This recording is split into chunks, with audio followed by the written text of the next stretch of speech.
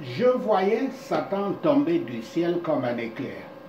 Voici, je vous ai donné le pouvoir de marcher sur les serpents et les scorpions et sur toute la puissance de l'ennemi, et rien ne pourra vous nuire. Fin de citation. Citation de Luc 10, versets 18 à 19. Judas faisait certainement partie de ceux qui avaient fait tomber Satan du ciel, car il avait également le pouvoir de piétiner, de marcher sur les serpents, les scorpions, les pouvoirs de l'ennemi, et rien ne le nuisait. Il faisait partie d'eux. Par conséquent, le fait que quelqu'un soit oint du Saint-Esprit ou montre des manifestations de nombreux dons divins ne signifie pas qu'un tel saint ne peut pas tomber comme Judas.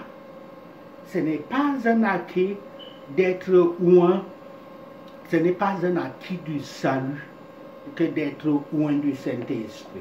Et l'Écriture continue en disant, et il n'avait pas au même ministère, fin de citation.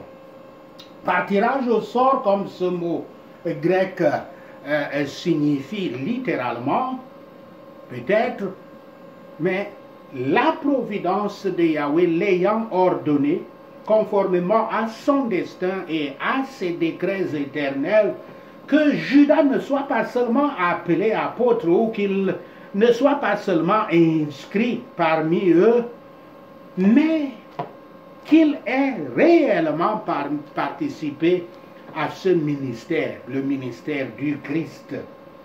Car il prêchait, il baptisait, il faisait des miracles comme tout le reste.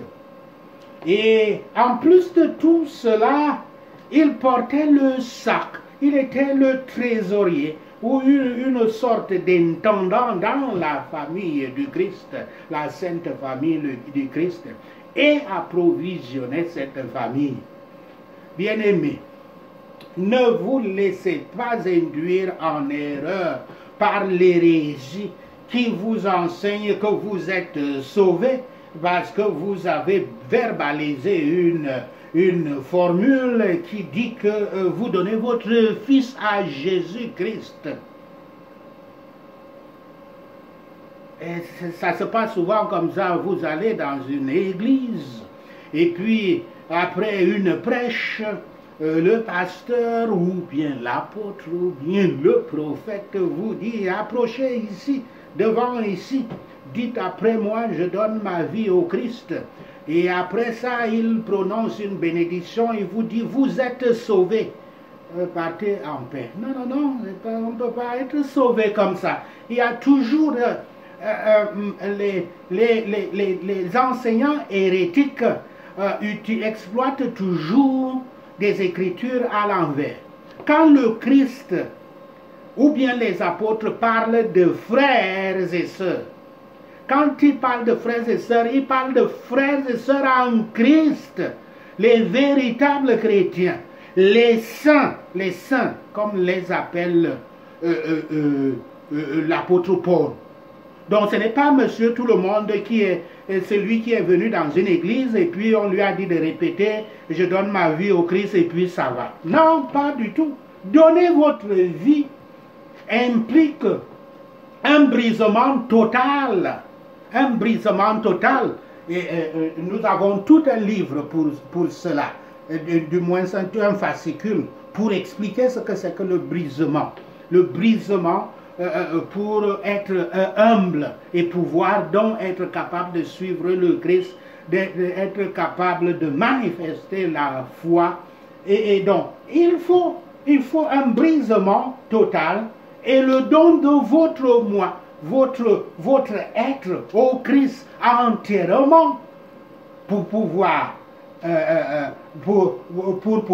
dire que vous donnez votre vie au Christ. Cependant, même cela ne vous garantira pas le salut et ne vous empêcherait pas de retomber dans le péché à la perdition. C'est seulement quand vous gardez cela, c'est-à-dire vous gardez le fait que vous avez donné entièrement votre moi en Christ, c'est là où vous aurez le salut. Pas en retombant et surtout en retombant et ne se repentissant pas. Deuxième partie de cette présentation. Innocence de Yahshua et ruine de son traître. Que Judas soit compté parmi les apôtres, cela exempterait l'accusation de partialité, car certains accusent les Saintes Écritures d'être partiales, doutent même des Saintes Écritures. Car si Judas savait quoi que ce soit qui fut défavorable, qui fut au détriment du caractère de Yahshua, il aurait communiqué, il aurait dit au Sanhédrin qu'il avait corrompu. S'il connaissait un complot secret contre le gouvernement ou un plan de sédition de la part de Yahshua Christ, il avait tout intérêt à le déclarer au Sanhédrin, aux membres du Sanhédrin. Il avait eu toutes les occasions de le savoir. Il était avec Yahshua, l'entendait parler en privé et en public.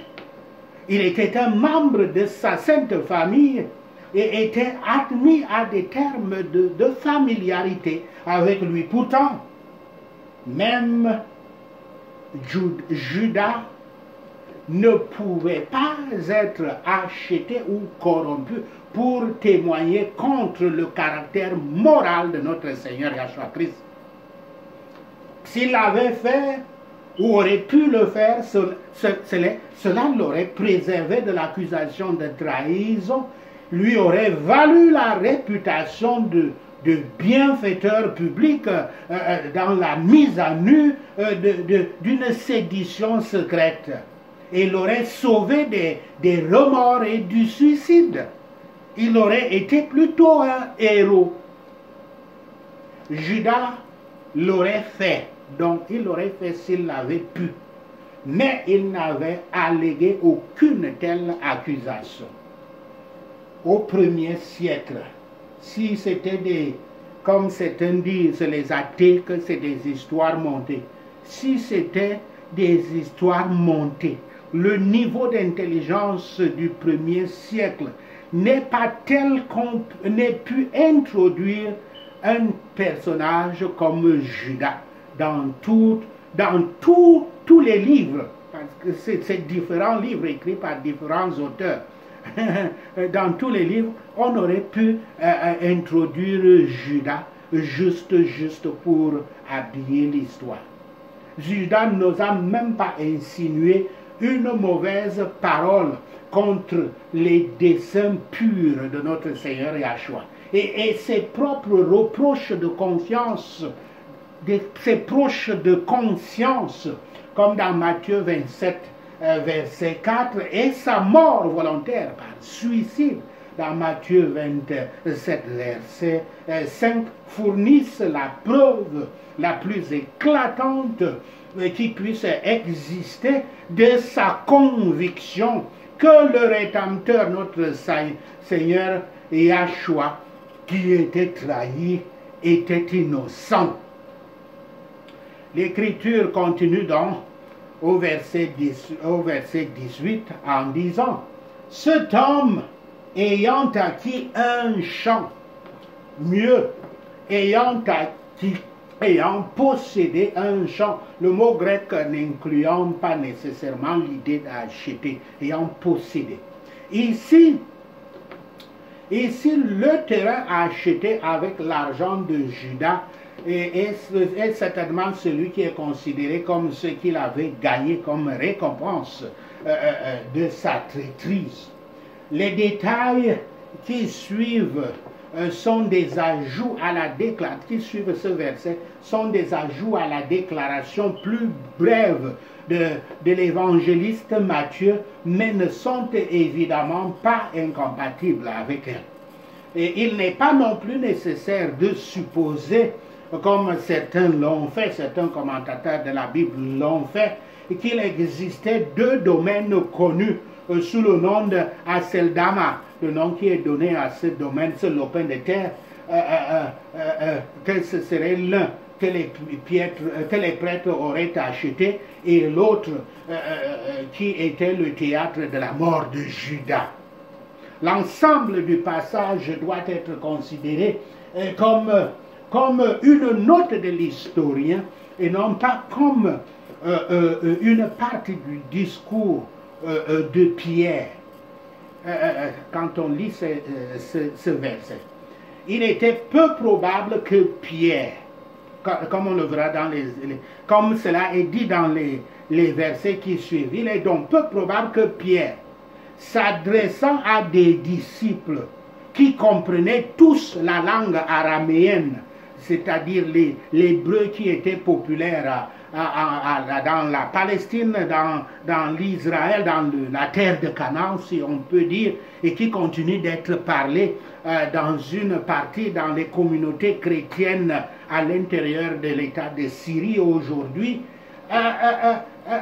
s'arrêta pour expliquer qu'Aceldama signifie, je cite, dans leur propre langue, le chant de sang. Fin de citation. Non, Pierre ne l'aurait pas dit. Donc ceci, c'est pour dire que c'est la note de l'historien, la note de l'auteur, et non pas ce que Pierre avait dit. Et l'Écriture continue en disant, avec le salaire du crime, fin de citation. C'est-à-dire le prix qu'il avait pour cet acte de méchanceté, qui est le prix qu'il avait reçu pour ce genre d'acte de méchanceté stupéfiante, c'est-à-dire la trahison du Seigneur Yahshua Christ. C'est-à-dire qu'un champ avait donc été acheté avec cela, car cette récompense restituée par lui au souverain sacrificateur avait été payée par ceux-ci pour l'achat d'un champ. Ce pourquoi, en un sens, on pourrait dire qu'il avait acheté après avoir donné l'argent qui avait payé pour cela. Et l'Écriture continue à dire, je cite, est tombé. Fin de citation. Le mot ici, qui est traduit tête baissée dans au Torah King James Version, mais qui est absent dans l'édition biblique Nouvelle Édition de Genève 1979 que j'ai utilisée. Donc il y a l'absence de tête baissée. L'écriture originale dit qu'il est tombé tête baissée. Le mot original dans l'écriture originale c'est prenes, le mot grec. En latin c'est pronus, d'où le mot prone, du moins ça en anglais. Mais cela signifie proprement pencher en avant, tête en avant. Et l'idée en est que sa position de pendaison était telle que lorsque la corde se brisa, il tombait tête baissée, il tomba en avant sur son visage. L'on peut facilement supposer qu'il s'était jeté d'un rocher, du haut d'un rocher, ou d'une place surélevée. Et l'Écriture continue en disant, c'est rompu par le milieu du corps. Fin de citation. Il s'est d'abord pendu, puis est tombé et a été éclaté.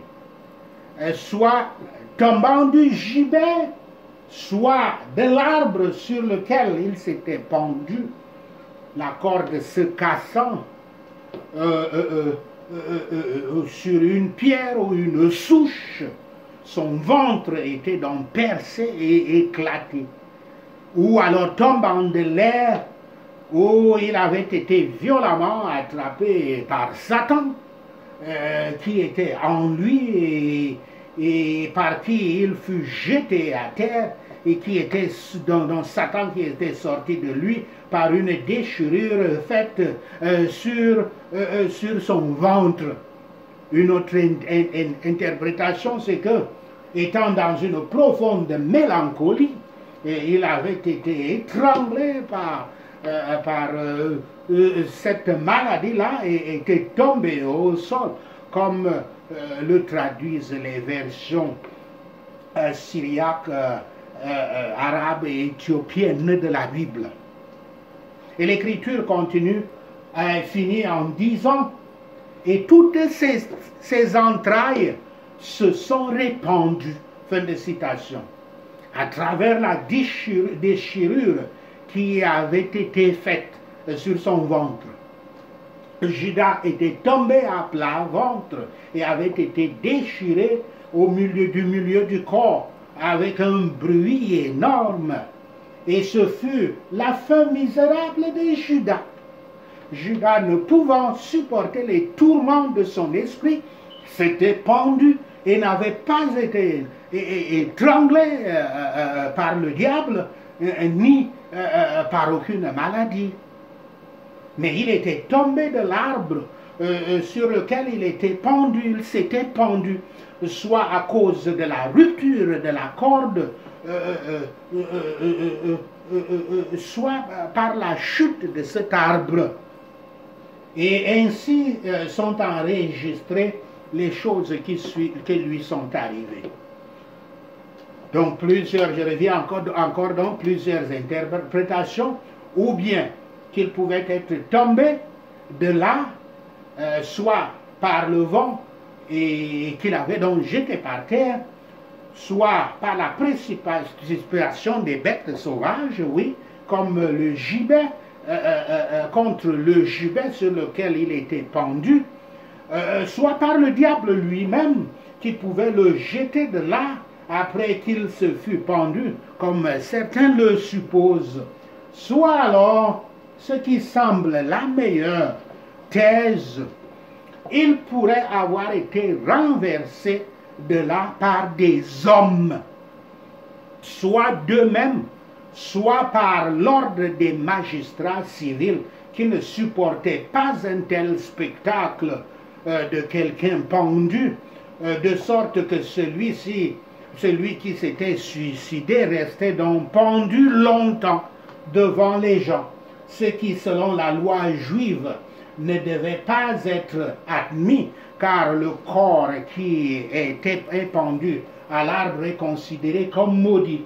Et ces hommes, donc, ne le descendant pas d'une manière douce, je veux dire descendant pas le corps d'une manière douce, mais utilisant un peu de violence ou coupant la corde soudainement, le corps tomba et éclata, comme il est dit ici dans cette écriture. Et il faut remarquer que l'évangéliste Matthieu parle de la mort de Judas, à laquelle il était lui-même témoin. Et l'apôtre Pierre, lui, il rapporte ce qui est arrivé à son corps après sa mort et qui concernait donc d'autres personnes. La version King James de la Bible définit ainsi le traître. Le traître est celui qui viole son allégeance et trahit son public, son pays. C'est un coupable de trahison. C'est celui qui, en abus de confiance, livre son pays à l'ennemi ou à tout fort ou lieu confié à sa défense, ou qui livre une armée ou un groupe de soldats à l'ennemi sans qu'il soit vaincu. Ou quelqu'un qui prend les armes et fait la guerre à son propre pays, ou celui qui aide un ennemi à conquérir son pays. Voilà la définition que nous donne la Bible King James. Judas n'a pas seulement trahi le Christ, mais également le corps du Christ, la communauté des chrétiens qui est plus puissante qu'un pays. Cependant, cela en dit long sur les plus grandes traites de notre époque. Ce sont des dirigeants de pays, en particulier des présidents des pays africains francophones, intronisés comme des nègres de l'intérieur de leur pays par l'ex-colonisateur français, qui trahissent leur peuple en le rendant esclave de leur maître français. Il en est ainsi du président camerounais Paul Biya et son gouvernement et son armée, et qui ont pris les armes et déclenché la guerre contre leurs compatriotes, les anglophones, qu'ils considèrent comme des ennemis, simplement parce que ceux-ci revendiquent légitimement un changement d'État, de l'État actuel en une fédération, sinon alors en une séparation pure et simple. L'écriture de ce jour de Yah est une prophétie qui leur dit qu'ils vont subir le sort de Judas, celui que nous avons décrit ici.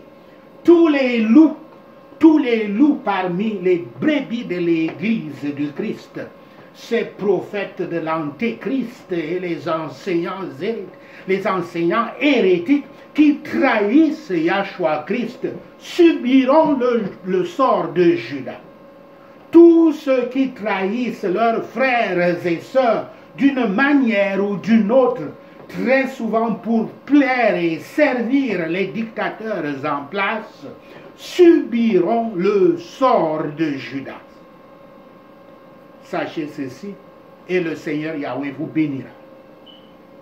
Prenons ces points de prière, prions contre les traîtres. Nous allons prier Psaume 109 et Psaume 55. Ne te tais pas, Yahweh, de ma louange, au nom de Yahshua le Messie, je prie. Car des bouches méchantes et trompeuses se sont ouvertes contre moi, parlant contre moi avec des lèvres menteuses. Au nom de Yahshua le Messie, je prie. Ils m'entourent de paroles de haine et m'attaquent sans motif. Au nom de Yahshua le Messie, je prie. En échange de mon amour, ils m'accusent, mais je me donne à la prière. Au nom de Yahshua le Messie, je prie. Il me récompense du mal contre le bien et de la haine contre mon amour. Au nom de Yahshua le Messie, je prie.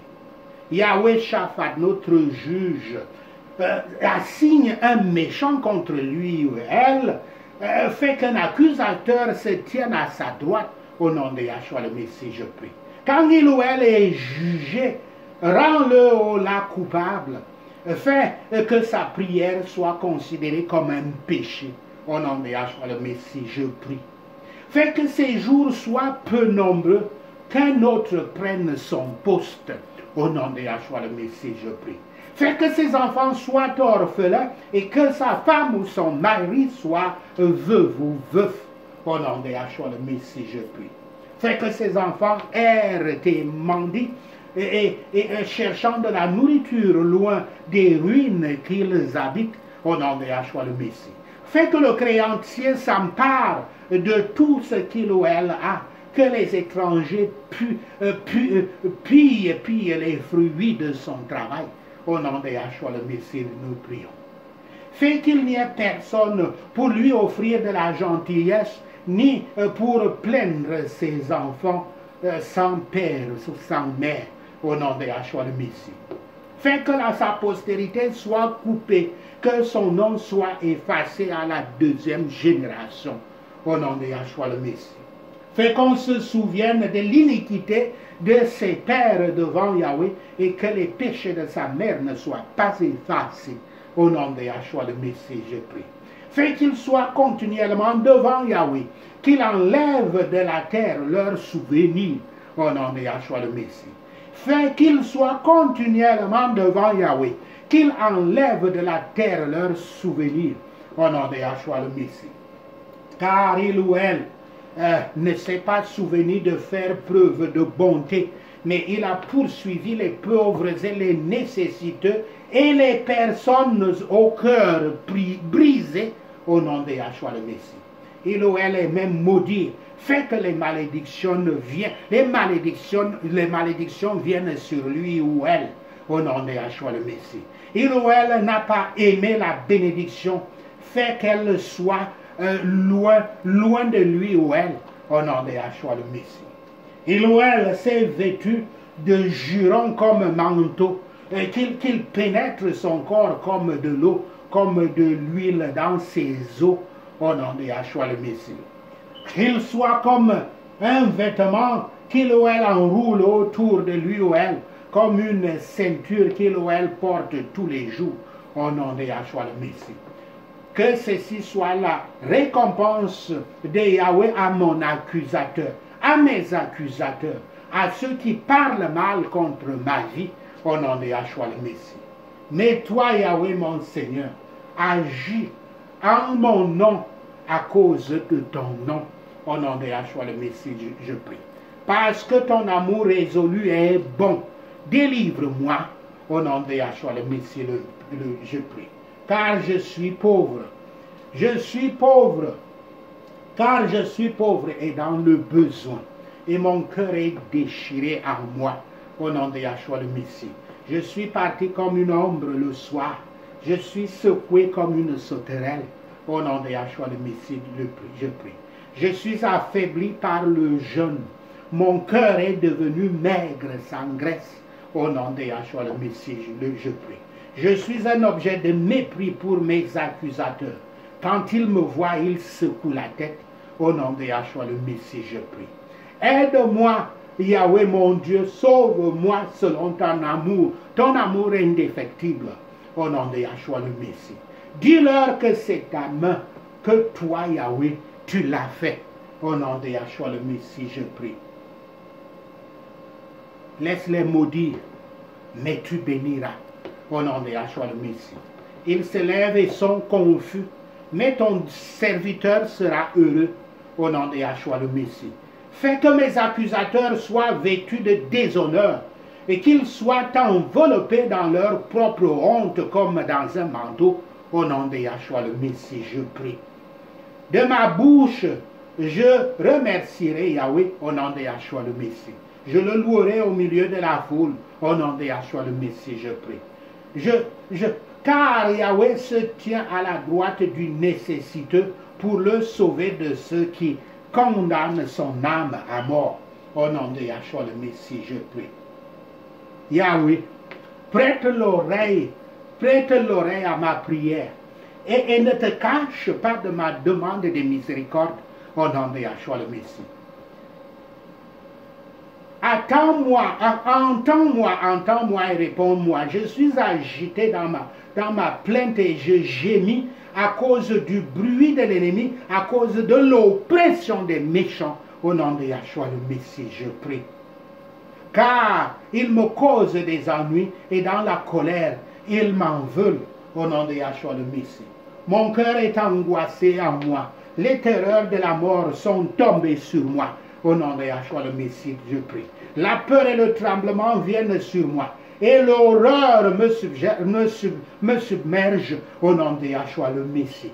Et je dis, oh, si j'avais des ailes comme une colombe, je m'envolerais et me reposerais au nom de Yahshua le Messie. J'irai très loin, je logerai dans le désert au nom de Yahshua le Messie. Je me dépêcherai de trouver un abri contre le vent et la tempête au nom de Yahshua le Messie. Détruis, ô Yahweh, divise leur langue, car je vois la violence et les querelles dans la ville, dans la cité, au nom de Yahshua le Messie. Jour et nuit, ils circulent autour des murs. Et l'iniquité et les ennuis sont dans la cité. La ruine est au milieu d'elle. L'oppression et la fraude ne sortent pas de son marché. Au nom de Yahshua le Messie, je prie. Car ce n'est pas un ennemi qui se moque de moi. sinon je pourrais le supporter. Ce n'est pas un adversaire qui me traite insolemment, sinon je pourrais me cacher de lui au nom de Yahshua le Messie. Mais c'est toi qui t'estimais mon égal, toi mon confident et mon ami, au nom de Yahshua le Messie, je prie. Ensemble, nous vivions dans une douce intimité.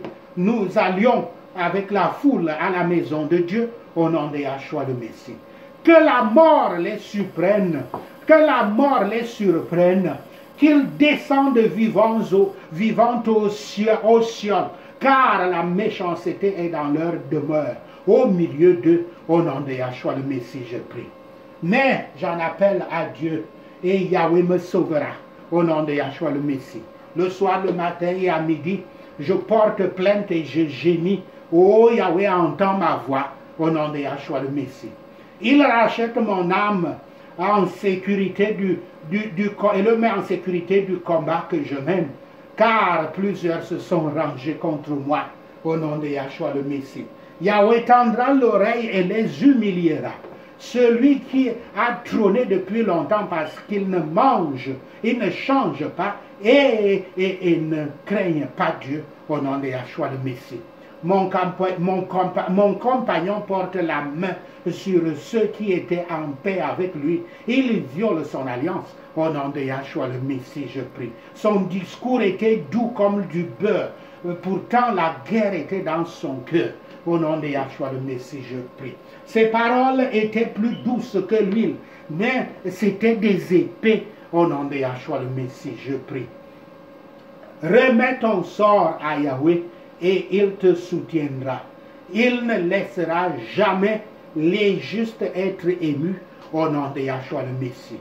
Mais toi, Yahweh, tu les jetteras dans la fosse de destruction au nom de Yahshua le Messie. Les hommes de sang et de traîtrise n'atteindront pas la moitié de leur vie, de leur jour, au nom de Yahshua le Messie. Mais Père Yahweh, j'aurai confiance en toi, au nom de Yahshua le Messie, je prie. Merci Seigneur Yahweh d'avoir entendu nos prières. Merci Père pour tes réponses à nos prières. Seigneur, nous te rendons gloire, nous te louons, nous t'adorons, nous bénissons ton Saint-Nom. Au nom de Yahshua le Messie, nous prions. Amen. Alléluia.